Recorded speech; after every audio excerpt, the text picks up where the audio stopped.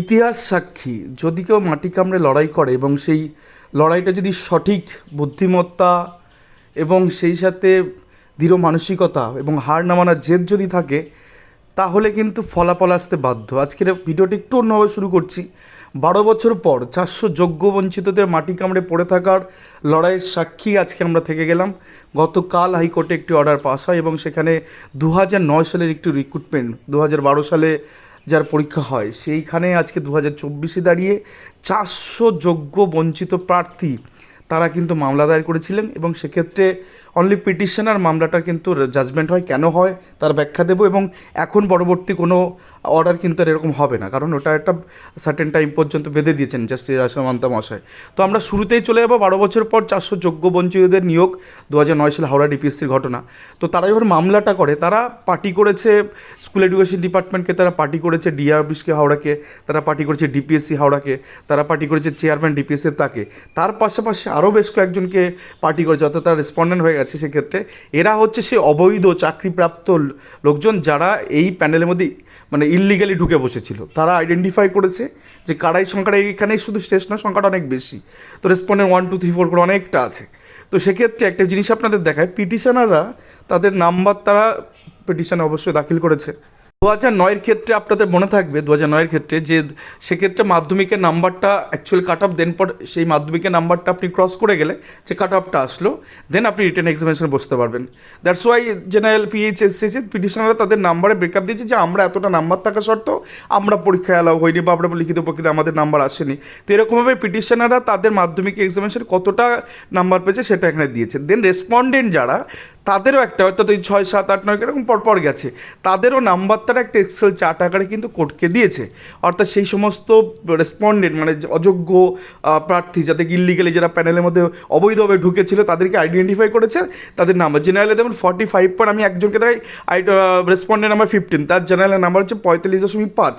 আমরা এইটা যেমন দেখলাম, আমরা এর সাথে সাথে একটু বাদেই একটা স্লাইড পরে আমরা দেখব যে কতটা কাট অফ গেছিলো ওই সময়ে 2009 সালের মালদা ডিপিএসসি ক্ষেত্রে। তার আগে কোর্টের একটা অর্ডার আমরা দেখে নিই, তাহলে ঘটনাটা পরিষ্কার বুঝতে সুবিধা হবে। তো কোর্টের অর্ডারে লিখছেন, আমরা শুধু অপারেটিভ পোর্শনে শুধু পড়ছি, বাকি অনেক লম্বা 11 পাতার অর্ডার, অতটা সম্ভব না এত ছোটো ভিডিওতে করা। তো সেক্ষেত্রে উনি 2 নম্বর পয়েন্টে লিখছে, the facts of the case আর that the recruitment process that was initiated sometime in the year 2009 by the Howrah DPSC of the written examination already conducted thereunder came to be cancelled by an order dated 21 June 2012 passed by the governor. তো governor তো রাজ্যপালের সই করা একটা ইয়ের জন্য 2009 recruitment কিন্তু সেই টাইমে ভারতে ক্যান্সেল হয় 21 June 2012। The written examination was conducted dino, পরবর্তীতে রিটেন এক্সামিনেশন নেওয়া হয়। এবার আমরা দেখাবো সেই নোটিফিকেশানটা, যেখানে আমরা দেখাচ্ছিলাম যে 45 পেয়ে একজন জেনারেল প্রার্থী, অযোগ্য জেনারেল প্রার্থী অবৈধভাবে এই হাওড়া ডিপিএসসি প্যানেলে চাকরি করছেন 2009 সালে। আপনি দেখুন বাংলা মিডিয়ামে 67.625 গেছিল এলিজিবিলিটি ক্রাইটেরিয়া মাধ্যমিকের নাম্বারের ক্ষেত্রে। সেক্ষেত্রে ওই রেসপন্ডেন্ট নাম্বার 15 মাত্র 45 নাম্বার পেয়ে এই প্যানেলের মধ্যে, এই বৈধ প্যানেলের মধ্যে অবৈধভাবে ঢুকে বসেছিল। পিটিশনাররা কী করেছে, পিটিশনাররা এটাকে আইডেন্টিফাই করেছে, যেটা আমরা লাগাতার আমরা সিরিজ চালাচ্ছিলাম যে যোগ্য বঞ্চিত তারাই যারা অযোগ্যকে যারা খুঁজে পাবে। তো সেটাই কিন্তু এখানে হচ্ছে। সেক্ষেত্রে এই সমস্ত রেসপন্ডেন্ট বা যারা আছে, যারা অযোগ্য প্যানেলে ঢুকেছিল, তাদের আইডেন্টিফাই করেছে পিটিশনার, দেন এরকমভাবে কায়েম করেছে, নিজেকে যোগ্য প্রমাণ করেছে।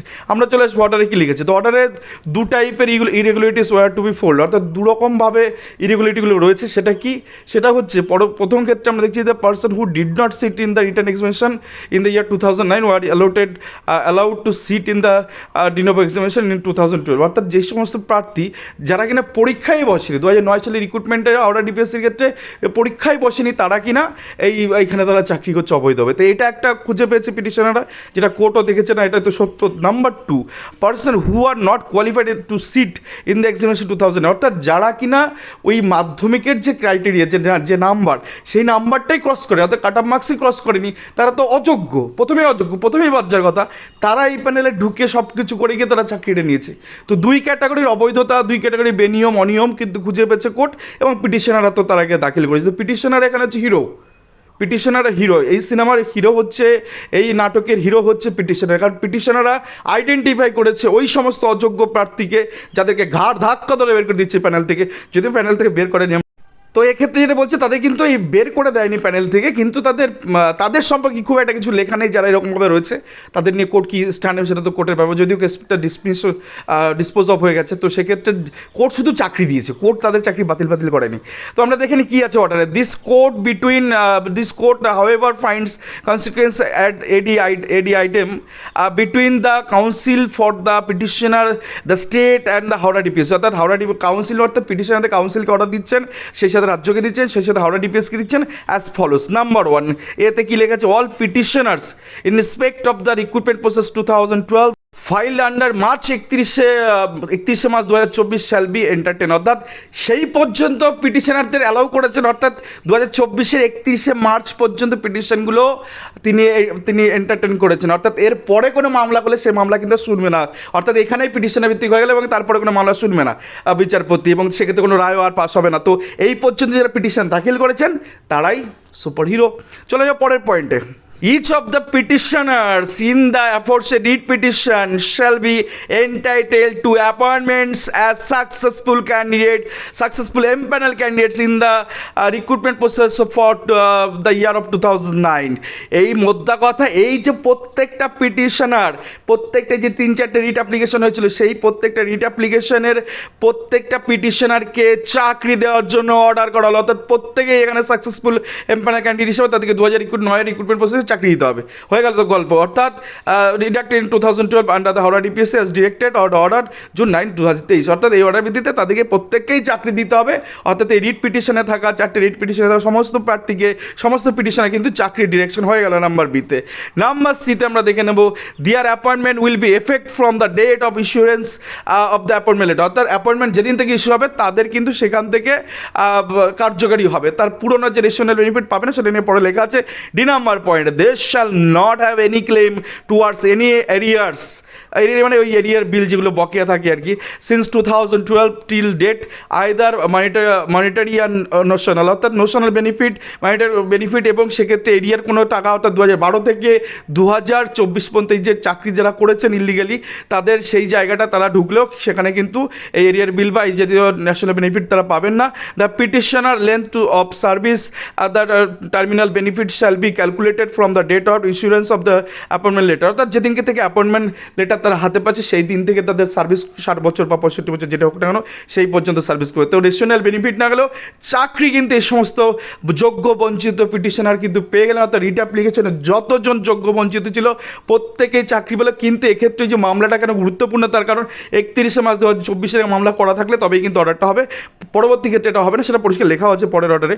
ইট is expected that the filling of the 150 vacancy shall be completed within a period of 1 month from date. অর্থাৎ এই দিন থেকে 1 মাসের মধ্যে, যেহেতু হাওড়া ডিপিএসসি বড় অর্ডার ছিল আমি দেখলাম না, ওখানে সুবীর সান্যাল স্যার বলছিলেন যে আমাদের কাছে এই মুহূর্তে 151টা সিট অ্যাভেলেবেল আছে। তো 151টা সিটে তাদেরকে চাকরি দেওয়ার কথা, মানে যে 400 জন পিটিশনার ছিল তাদের 151টা দিয়ে দেওয়ার কথা হলো, এবং বাকিদের ক্ষেত্রে যে 249টা থেকে গেল তাদের ক্ষেত্রে 3 মাস সময়ের মধ্যে বিচারপতি বলছেন আমি আশা করছি 3 মাস সময়ের মধ্যে ভ্যাকেন্সি ক্রিয়েট করে এই সমস্ত প্রার্থীদের কিন্তু নিয়োগ করে দিতে হবে। তো এরকম একটা সুন্দর অর্ডার, ক্লিয়ার অর্ডার, যোগ্য বঞ্চিতদের এই দীর্ঘ প্রায় 12 বছর যন্ত্রণার পর কিন্তু তারা মুক্তি পেয়ে গেলেন। এটা খুবই বড় একটা ব্যাপার, কারণ অযোগ্যরা এইরকমভাবে দখলদারি করছে, আর যোগ্যরা 12 বছর বঞ্চিত, ইভেন 12 বছরের স্যালারিটা তারা পেল না, ভাবতে পারছেন? অযোগ্য এইভাবে ঢুকে গেছে পিছন দিয়ে, অথচ যোগ্যরা 12 বছর বঞ্চিত। যাই হোক, আর পুরোপুরি ঠিক হলে হয়তো আমার কোথাও কি মনে হচ্ছে 90% রায়টা পেয়েছে, 10% রেশনাল বেনিফিটটা পেতে পারতো। যাই হোক, আর বিচারপতির উপর কথা বলা যাবে না, জুডিকশনের প্রতি আমাদের শ্রদ্ধা যে আজকে তারা জাস্টিস অন্তত পেয়েছে হাইকোর্টে। আর ইট ইস 19-এ কি আছে, it is made absolutely clear that this order is passed in the very special facts and circumstances of the case. It shall not be treated or cited as a precedent in any writ petition filed after the March 31, 2024। অর্থাৎ পরবর্তী ক্ষেত্রে এই ধরনের কোনো মামলা কিন্তু হাইকোর্টে আসলেও বা এরকম তাদের ক্ষেত্রে কিন্তু আর এরকমটা হবে না। অর্থাৎ পিটিশনের ভিত্তিক রায় হয়ে গেছে 31 মার্চ 2024 আগে যে সমস্ত মামলা হয়েছিল তারই নিষ্পত্তি ঘটনা হলো এই হাওড়া ডিপিএসসি নিয়ে। পরবর্তী ক্ষেত্রে এরকম কোনো মামলা যদি হয় সেক্ষেত্রে কোর্ট কিন্তু এন্টারটেনমেন্ট করবে না, অর্থাৎ সেই মামলা শুনবে না এবং সেক্ষেত্রে রায়ও হবে না। পিটিশনের ভিত্তিক রায় কিন্তু হয়ে গেল, তো এর পরবর্তী কেউ এসে ক্লেম করলে সেটা কিন্তু পাবে না। In fact, no further writ petition after March 31, 2024 shall not be entertained in the respect of the subject of the recruitment process of the year 2009 of DPSC Howrah. অর্থাৎ 2009 এর ক্ষেত্রে আর কোনো অর্ডার কিন্তু কোর্ট দেবে না, এই যা দেওয়ার দিয়ে দিল। এই জন্যই আমরা বারবার যোগ্য বঞ্চিতদের ক্ষেত্রে ডিস্ট্রিক্ট ওয়াইজের কথা বলছিলাম। যাকে আরেকটা বিষয় বলি, 2016 সালের রিক্রুটমেন্টে কিন্তু সেম ঘটনা ঘটেছে, সেম ডিরেকশন কিন্তু হওয়ার একটা ব্যাপার। যেহেতু বিচারপতি বলে দিয়েছেন যে আপকামিং ভ্যাকান্সিতে করবেন, তো তার মনোমানছে এটাই, যা হয়েছে হচ্ছে, নতুন করে হয়তো এরকমভাবে সুযোগ দিতে পারেন। তো সেক্ষেত্রে সময়টা আমি বলছি না, বারবার এইরকম সময় থাকে না, সময়টা থাকে না, কারণ এরপর মামলা ওই ডিল অফ কন্ডোনেশনের ক্ষেত্রে খারিজ হয়ে যাবে যে এতদিন পরে কেন কোর্টে দ্বারস্থ হয়েছো। তো একটা সার্টেন টাইম ছিল, যারা করেনি, যারা এগিয়ে আসেনি, তাদের ক্ষেত্রে মামলা এখন করলেই ডিল অফ কন্ডোনেশনে খারিজ হবে। 2016 ক্ষেত্রে এবার ভুড়ি ভুড়ি হচ্ছে। শুধু 14 টেটের ক্ষেত্রে একটা ছোট্ট বাধা আছে, বাধাটা উঠতে গেলেই কিন্তু 2016 সালে কিন্তু এই জিনিসগুলো কিন্তু হবে। 42 মধ্যে যেরকম অনেক অবৈধ চাকরিপ্রাপ্ত রয়েছে এবং কম নাম্বারের মেরিটেড ছেলেমেয়ে রয়েছে, তাদের ক্ষেত্রে কিন্তু বারবার এই যে আমি অনেকে ভাবছি যে আমি পরে গিয়ে কিছু করে দেবো, কিচ্ছু হবে না দাদা, কারণ পিটিশনের ভিত্তিক হয়ে গেছে। তারপরে কোনো রিট অ্যাপ্লিকেশন হাইকোর্টে করলে কিন্তু সেটা এন্টারটেনমেন্ট হবে না, যার জন্য আমরা প্রত্যেকে অ্যাওয়ার করছিলাম। আজকে সেম ঘটনা ঘটলো। আজকে ইউটিউব চ্যানেলে আমরা বারবার বলে এসেছি যে সময় কিন্তু থাকবে না, সময় কিন্তু এখন আর নেই হিসাব মতন, কারণ একবার সেই মামলা উঠে গেলে কিন্তু এতগুলো বছর পরে যেহেতু, তো সেক্ষেত্রে কিন্তু আর এন্টারটেনমেন্ট করবে না কোর্ট। তো এই ছিল আজকে গোটা বিষয়টা, আশা করি বুঝিয়ে আপনাদের বোঝাতে পেরেছি। তো thank you for watching this video.